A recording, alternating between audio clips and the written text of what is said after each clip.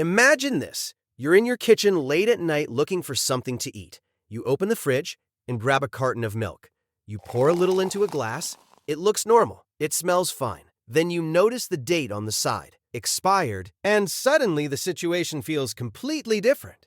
Your brain starts asking questions. Is it still safe? Will I get sick? Should I throw it away? Most of us have been in this exact moment. And most of the time, the milk ends up in the trash. But here's the surprising part. That tiny printed date might not mean what you think it means. Every year, millions of tons of perfectly edible food are thrown away because people assume that date is a strict deadline. But in reality, expiration dates are often something very different. They're not always about safety. Sometimes they're about something else entirely. Today, we're uncovering what expiration dates really mean. How companies decide them, and why that small printed label has quietly shaped how the entire world thinks about food. For most of human history, food didn't come with labels.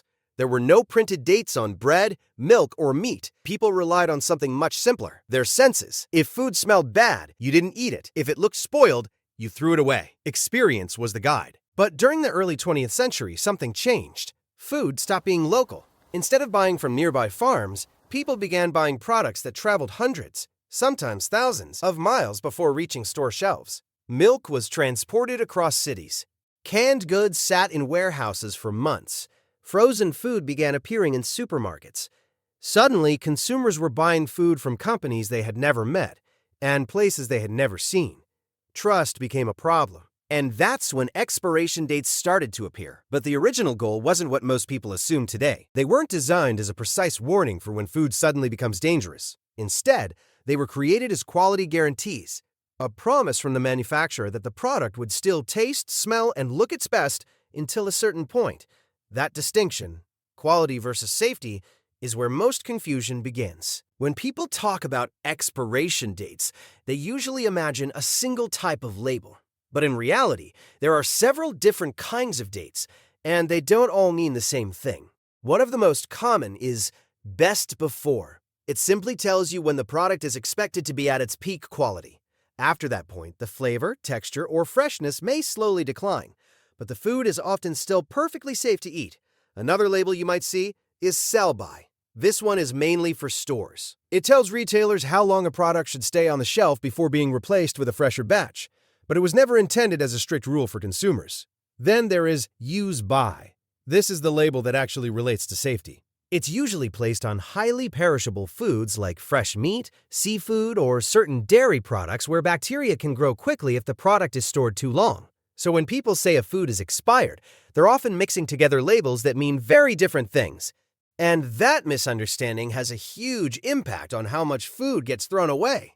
Here's something many people don't realize. In many countries, expiration dates are not set by governments. They're usually decided by the manufacturers themselves. Companies run tests to estimate how long their product will maintain its ideal quality. They store food under controlled temperatures. They observe how texture changes over time. They perform taste tests and laboratory analysis.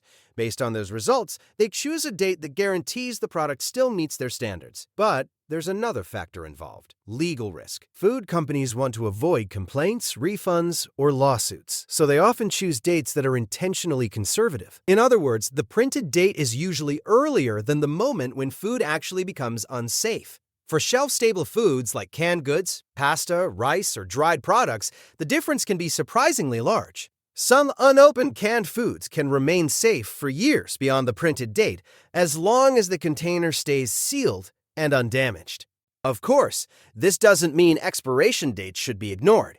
Some foods truly do have strict limits. Fresh seafood, raw poultry, and unpasteurized dairy products can spoil quickly and may become dangerous if stored too long. For these foods, dates can provide an important safety guideline. But for many other products, the situation is different. Dry foods like rice, pasta, and cereal degrade very slowly. Chocolate may lose texture. Chips might go stale. Honey can crystallize. But these changes affect quality, not necessarily safety. In many cases, your senses remain one of the best tools. A sour smell, visible mold, strange texture. These are often stronger warning signs than the numbers printed on a label. Expiration dates were never meant to act like a switch that suddenly turns food from safe to poisonous overnight. They're closer to a guideline than a countdown. So the next time you reach into your fridge and notice a date that's just passed, remember this: that number doesn't always mark the exact moment food becomes unsafe. Often, it simply marks the point where quality might begin to change.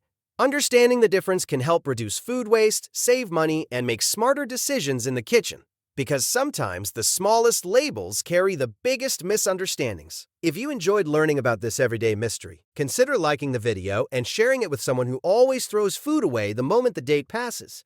And subscribe for more stories about the hidden logic behind the simple stuff we see every day. Because once you start looking closer, even the most ordinary details can reveal something surprising.